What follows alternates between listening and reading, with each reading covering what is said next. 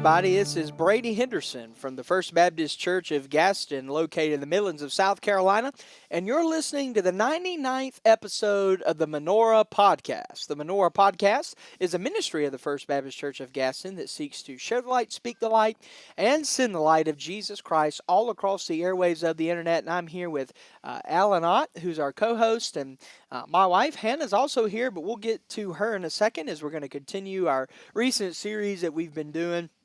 And so, Alan, I did kind of want to pause on episode 99, today being Thursday, February the 5th, and say that today's episode is our 2-year anniversary. That's right. We've had quite a few number of guests, some memorable episodes, so hopefully we'll have several more years. Yeah, and I mean, we started this not necessarily knowing what it would lead to, and kind of in a cool way. I mean, hopefully we've impacted many of you as listeners. We would love to hear ways that some of these episodes have impacted you or ministered to you. But in another way, Alan, it's kind of giving you and I a confidence as far as being able to do this podcast stuff that kind of led into what we do at the Swansea Tiger Sports Network and giving us confidence to be able to do that. We didn't know that was going to happen 2 years ago. So that's kind of neat, I think. Yeah, I think it's all a process. Yeah. And as we continue to move and evolve through that process, we hope to make each part of it better as we go. Yeah, and it's just been a good journey. Speaking of the network, I'm excited about February 22nd. That's going to be here before you know it. That's a Sunday. The Swansea High School baseball team is coming, and their parents and the coaches, and I think that's going to be awesome. We're going to serve them a meal and give them a T-shirt and all that, but getting the opportunity to preach the gospel to an audience like that is going to be really great. That's some of the stuff that has developed as a result of what we're doing here now, and hopefully there'll be other areas that develop and we move into as time goes forward. Absolutely. So that's awesome. All right, so we are continuing. 2 weeks ago, we started with details of dating with Hannah and I, and then last week we talked about the effects of engagement. And today, and kind of in a interesting way, this one's probably going to be a multi-video or multi-episode series, but we want to talk about the matter and the meaning and the message of marriage. The matter, meaning, and message of marriage, and what that looks like, and kind of how that goes. So, Hannah, I'll go ahead and bring you in. Okay. I haven't been ignoring you, I promise, but hope you're doing good today. Yes, doing well. I'm glad to be here. Survived the snow. We did survive the snow. I'm so thankful. It was fun. Yep. Kind of talking a little bit about marriage, Hannah. Obviously, a lot of our listeners were there when we got married, and we're very, very thankful and appreciative for that. But August the 6th of 2022 is when we got married. And so just kind of want to, out of the gate, this is super informal. Just want to ask you some questions. You ask me some questions, and just kind of give, we've only been married 3.5 years. So I don't want any of our listeners to get the wrong idea and think that we're giving advice and this is how you have to do that. And this is how, it's more along the lines of, if you've been married a long time, reflecting on a little bit of our experience and what we're sharing and maybe how that relates to you. And also, I had asked our college Sunday school teacher, Jennifer Guy, if she would send the dating podcast and the engagement podcast out to her class, and she did. This is also for the young people, too, because I remember kind of taking it back a little bit, the expectations I had before marriage and then being married. And, I want to ask you a question. I'll go first, but I wanted to ask you a question, your first memories once we got home from the honeymoon, because as people say, once the honeymoon's over, real life begins and things. And so, and you also hear the phrase, too, I've been married 15 years and the honeymoon's still not over. And I understand what they're saying, and I understand the message of that. But I think you also have to understand that marriage is real. It is give and take. There are hard things. There are fun things. There are exciting things. There are challenging things. Yeah. It's not all a bed of roses. And so one of my first memories from when we got home, kind of my, oh, wow, this is real kind of things, was we, at that time, we didn't have the, I don't think it had come in yet. I think it had been ordered. But we did not have our bed frame. Yeah, we didn't. You're right. And so we Slept for those first several nights on the mattress, and I'll never forget. I turned on SEC Network, and as far as advice goes for the younger guys, this might not be the best way to do things. And I turned over to Hannah. We're 5 inches off the ground, and I said, "Every night will be like this. We will watch SEC Network." And I can probably count on my hands the amount of times we've actually done that That's true. since then, which is good, but it's kind of a weird thing. Kind of a weird thing that I did. But anyway, I don't you're- remember you're you just saying remembering- that. I must have just been so in love with you that I was gosh. like, oh, we can watch SEC anytime. I remember when we got back from our honeymoon, the grocery haul Yeah, I remember that. that we had to go and get moving, since that was my first night in official in the house, because I know you had moved into our house before, and that was my first night. And right after we got back from our honeymoon, my parents met us with my car chock full of all of my things that I had kept up until that time. So it was a matter of just unpacking and going to the grocery store and all the things. But yeah, it was good. It was fun. Yeah. I remember going to Aldi's. Yeah, we did. And we saw Kyle Kyle, and Aaron there. Taylor, yeah, Yeah. saw them. And, I remember so many different things. I remember when we used to go to Walmart together Yeah. before did. we started doing the grocery pickup. So Oh, yeah, we praise the Lord. Yeah, we do grocery pickup. That's an update. That first Christmas was tough. The first Christmas was tough simply because that was our first time. The stresses of family and not making different family members hard and things like that. Yeah. Not making them mad. I mean, and that's one thing I want to bring up is one of the hardest things about marriage is one of the most fundamental and foundational things biblically, where the Bible says a man shall leave his father and his mother and cleave to his wife, which we commonly refer to as leave and cleave. And so while that was a hard thing for us, especially since we were both from the same community, our families were not far away geographically and not far away in the way we were raised. And so leaving and cleaving was a difficult part. And it seems like every year that part gets better and better. But there were some challenges, especially that first holiday season. I remember that pretty well. Yeah, I definitely think so. It's just a matter of, expectations and boundaries. I feel like, there are expectations and sometimes unspoken expectations that are not communicated well. And so, you kind of have to work through those things. And now I feel like our marriage is stronger for that. The boundaries and expectations the boundaries we've had to set in our own marriage, I feel like, And is protecting stronger. our family. Yeah, is stronger for that. Yeah, I'd agree with that. And,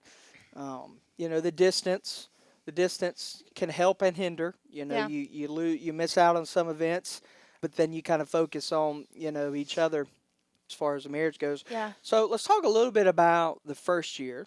Just give me some highlights, some good things, maybe not good things, whatever that looked like for you. So I was talking to one of my good friends. She moved to Iowa. Anna Mae. She may or may not be listening, but she was talking to me about how her parents are about to move away and they're retired. And she was talking about how she's actually excited for her parents to have that distance, to be able to rely on her husband more, and to be able to really establish that relationship. And I was like, I'm really proud of her for saying that, because I feel like I wouldn't necessarily say that in the beginning, but I am thankful for the relationships and the way you're able to build and depend on your spouse more through that. You have to depend on, where do you take your car? Where do you go to your doctor? Where do you get your hair cut? So you kind of have to just restart, but it's a good kind of dependence on your spouse with that. So. Well, and that comes with time. Oh yeah. And the average marriage in the United States only makes it 8 years. Right. And part of that is because we don't wait for things. We don't wait for things to grow. We don't wait for things to get better. And I feel like, at least with us, and by the way, I don't want anybody to get the wrong idea. We don't have a perfect marriage because there is no such thing as a perfect marriage. And so other than that, with which we have a Christ, when Christ comes and gets his bride, obviously he'll make us perfect, and that'll be a perfect marriage. But what I mean is, we just want to share and be transparent. Yeah. So that hopefully it could help somebody else. And so I'll give you an icebreaker question before I go back to that first year to kind of let your mind formulate on that. What is the number one thing you like about your spouse, your favorite thing, and your least favorite thing? Okay. You can start with either. My least favorite thing is your stubbornness, and my favorite thing is your honesty. Because I do like that you're honest. I could definitely ask your opinion about anything, and even though it might be blunt and sometimes come across the wrong Well, of way, course. you are going to tell me the truth. And I really do appreciate that because, there's some people that will just be like, oh, yeah, that's fine or whatever. And, you're like, is it really? Like, I really want to know the honest truth. And I do not have to worry about that with you. You never. You never shy on the truth, so I really appreciate that. But your stubbornness, yeah, is something that's hard to So how deal with. how am I stubborn? I mean, I just can't even fathom that. Oh, really? Really? I'm trying to think of an example. I can't even think. Just certain things you are very persistent on. If you believe in it, you're gonna do it. I think Alan's seen that a time or two, huh? I think yes, probably not from a marriage No, standpoint. no, not a But- marriage standpoint. I think that God pairs us with folks that temper us, Yeah. and we can choose to ignore that, or we can choose to embrace that, much like the rest of His Word. Yeah, absolutely. All right, so I'm going to go ahead and do yours then. Okay, go ahead.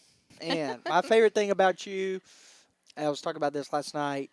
This is my favorite thing today. I have a favorite thing, a different favorite thing every day, but this is today's. Would be your calm demeanor and leadership. I would define that as steadfast leadership. Okay. You're very consistent. I tend to be an up and down kind of person. You're usually in the middle, pretty solid. You're a great leader of people, and I really value that. I really appreciate that. I guess tomorrow's favorite thing, or yesterday's, however you want to phrase that, would be your creativity. Super creative. I can bounce anything off you as far as creativity. That's a lot of fun. My least favorite thing, Are there there's too not many to many. There's count? not many. There's not many. My least favorite thing would probably be, you're overthinking. Is how I would phrase that.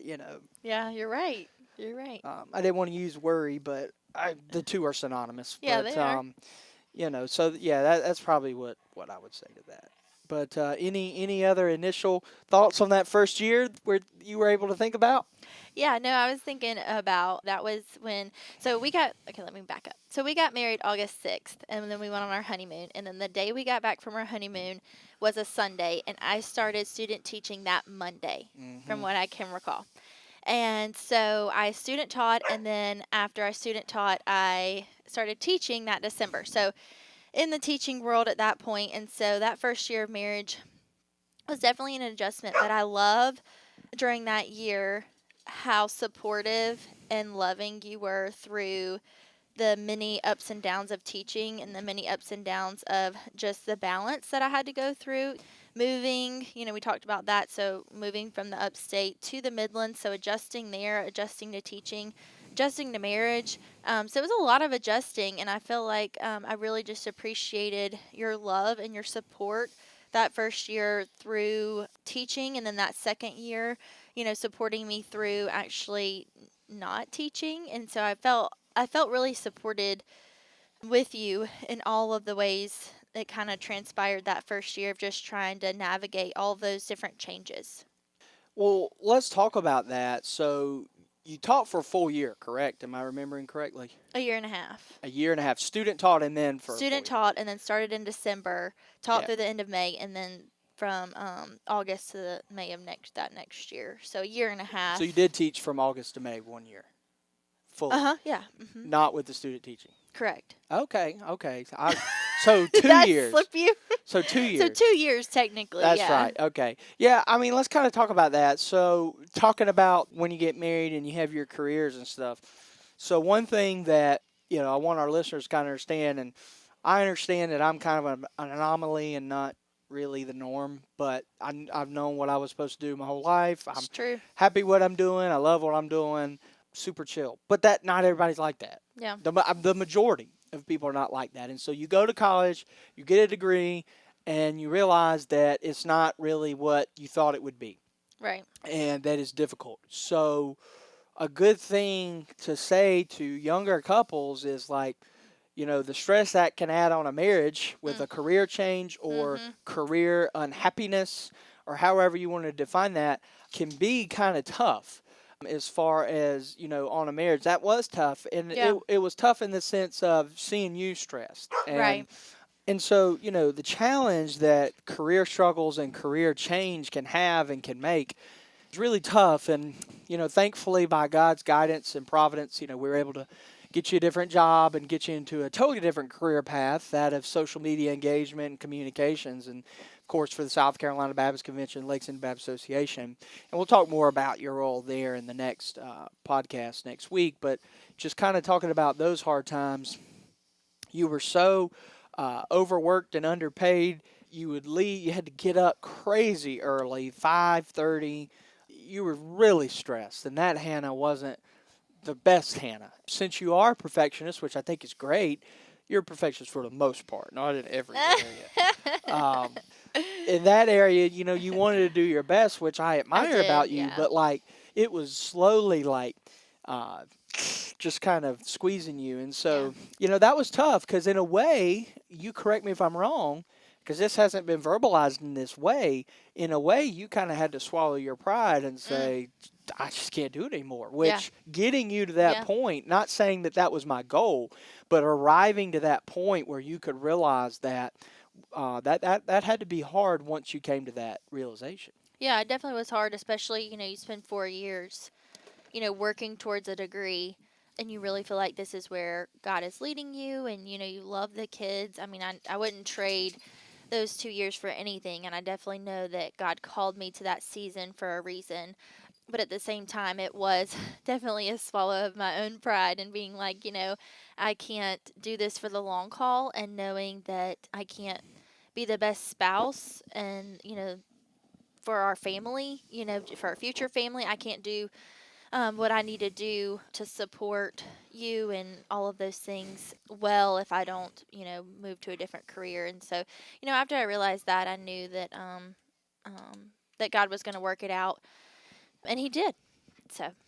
Well, you mentioned that not only did you spend 4 years, you actually spent a long time before that as a child, as a preteen, and as a teenager thinking of that possibility of, am I going to teach? And for God to totally change that, number one, you had to get out of the boat and step out in faith, which you did. And you seem happy now, unless you are no, I love my job. Playing charades with me. But all right, well, that's kind of the first year. We'll pick up on that next week as we continue. Next week will be episode 100. I want to end with some fun. I'm going to ask you a few questions, and then I'll answer the question after I ask you. What is your favorite time of the day and why? See, these are fun. These are lighthearted. My favorite time of the day? I think I like the afternoons because usually when I get home, I take Beamer for a walk. Might get a coffee in the afternoon. It's just kind of chill. Let's change might to more than likely. Might get a coffee? More than likely. Yeah, more than likely. Okay. I'll make one or go. Yeah. Mine is the evening. Oh yeah, you're such a night person. Life is too short to tolerate blank. Oh, life is too short to tolerate. I don't know. Okay. What am I not tolerating? What are you not tolerating? Oh, I got a whole list. Okay, good. Tell me. Maybe it'll inspire me. Bad South Carolina basketball team. I was thinking no sleep. Chewing in public. Like chewing with your mouth open. That's what I mean. I hate that. Let's see. I don't like cursing in public. Okay. That's interesting. What do you mean? I mean, that wasn't my Random? first thought. Okay, random. All right. Bad question. Let's see if I have another one. This one's easy. What are some of your favorite desserts? Oh, favorite desserts. Oh, I love a brownie sundae. That is my ultimate favorite dessert is just give me a warm brownie with ice cream, chocolate syrup, and a cherry on top. Okay. That's my favorite. What is one of your favorite questions? You didn't answer the question. You have to answer what your favorite Everybody dessert is. knows what mine is. Cookies? Oreos. Oh, you like chocolate chip. Double stuff. Double. I was gonna say. You wanna have tell 'em that story? You have to tell them that it's double stuff. Good grief!